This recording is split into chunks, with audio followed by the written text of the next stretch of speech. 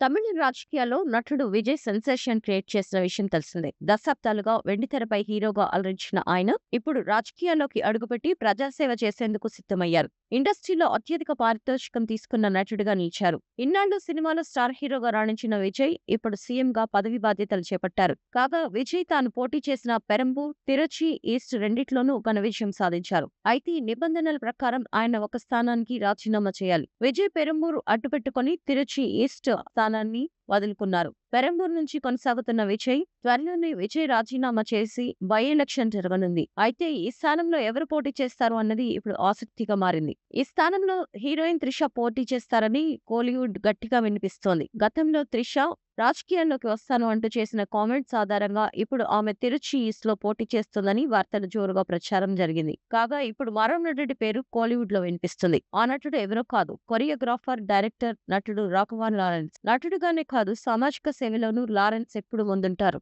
కష్టంలో ఉన్న ఎంతో మందిని రాఘవ లారెన్స్ ఆదుకున్నారు. సామాజిక సేవలో ఎంతో మంది అభిమానులను సొంతం చేసుకున్నాడు.